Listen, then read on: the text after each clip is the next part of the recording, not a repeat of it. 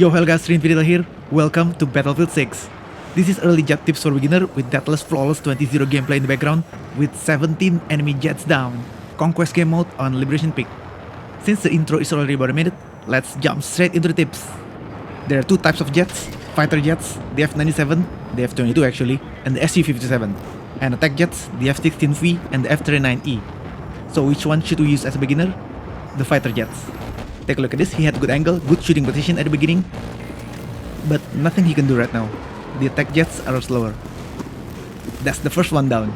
Only an assist, but feels like stolen kill. We would have had him without our wingman anyway. Now let's see another example. Attack jet behind us, and honestly I didn't see him. Look at that, he has good aim. Aircraft disabled. Looks like a losing fight. But is it though? There he is. Found him. Now let's go get him. Nowhere to run. Nothing he can do right now. Looks like aircraft disabled. Hostile attack jet down. When fighter jet disabled, we still can do something about it. But when attack jet disabled, well, it's game over. Let's see another one. Scanning. Attack jet behind us.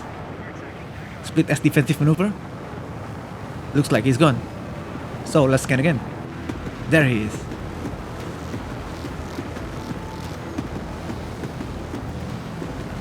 Can't find him again. So scan again. And find him again. He's flying near our base. And now nowhere to run. Let's cut him with thrust vector control. And now we're on his 6. Nothing he can do. That's a kill. Those were 3 different scenarios, 3 different techniques I used, same result. Fighter jet is superior.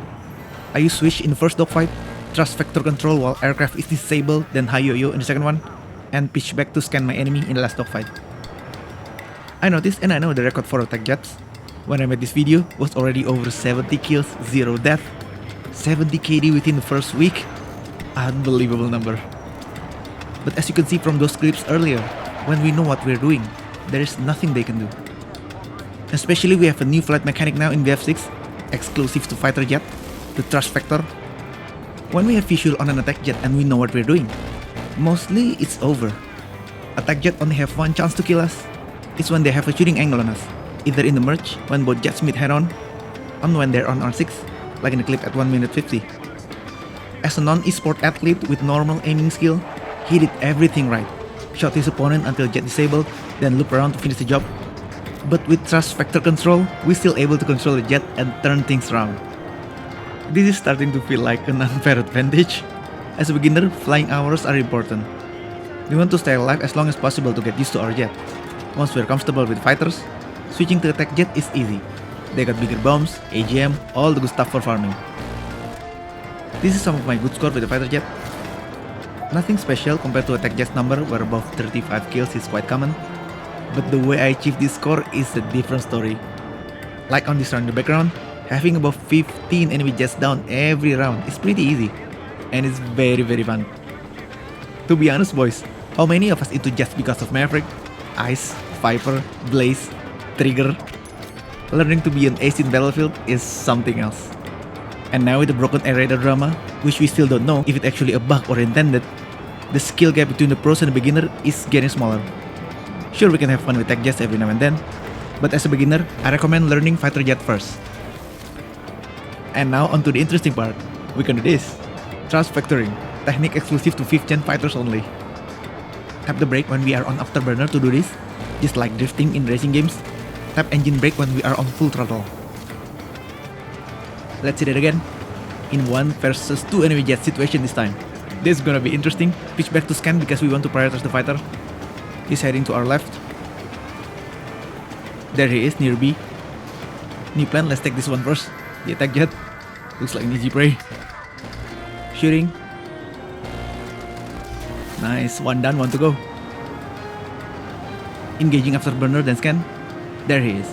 On afterburner, tap S and W, tap S and W. That's how we do it. It's pretty simple actually.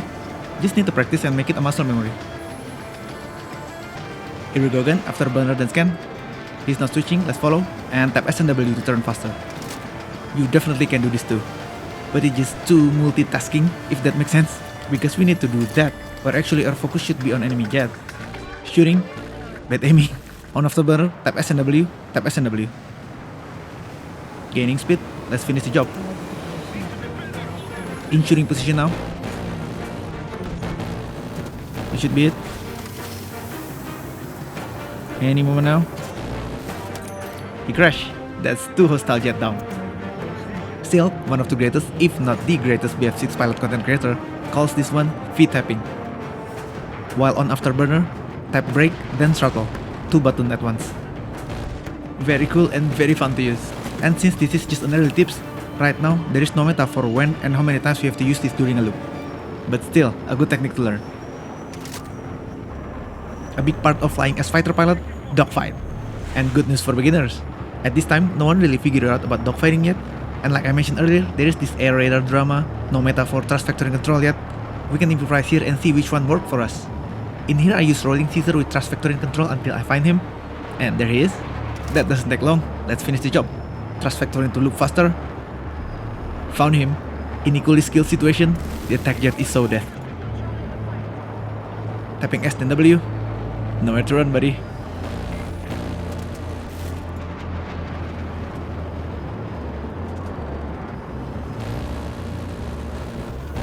I wish I have better aiming, but yeah. What? Come on, we had him. Only an assist, but we would have taken down without the stinger anyway. Right now this is my favorite dogfighting method. Afterburner to gain top speed. Switch to first person to check our speed. Here we go. Switching then scanning afterburner. He's going left. There he is. Following. Scan again, make sure. And now we're earning 6. Shooting.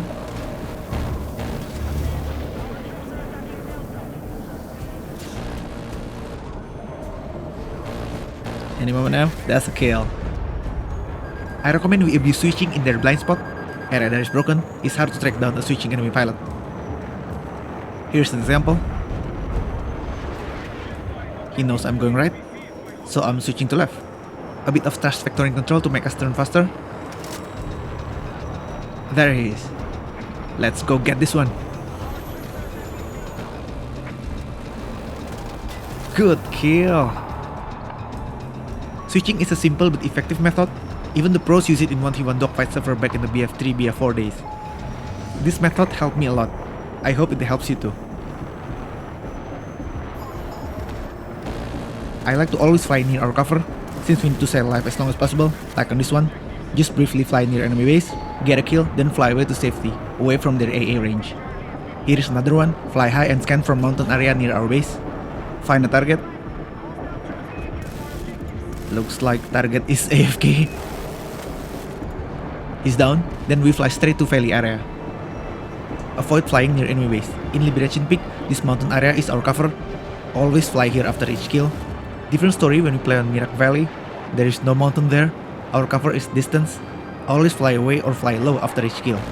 And Operation Firestorm is the middle ground between the two maps. Our cover is the mountain area near our base.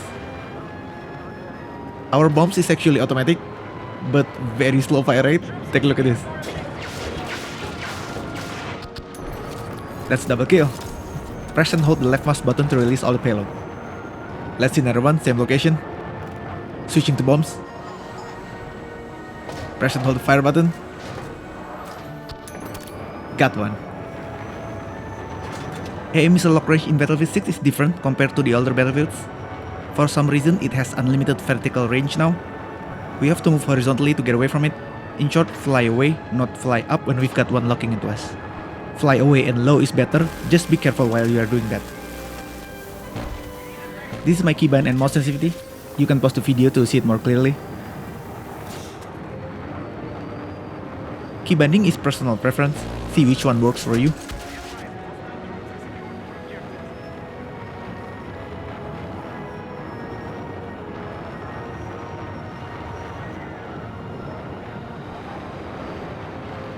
and this is my mouse sensitivity. Again, you can pause the video.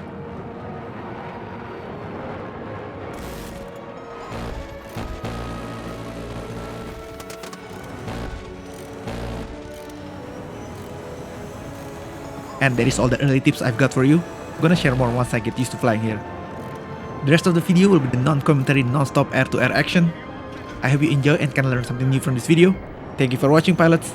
See you on another one, and see you on the battlefield.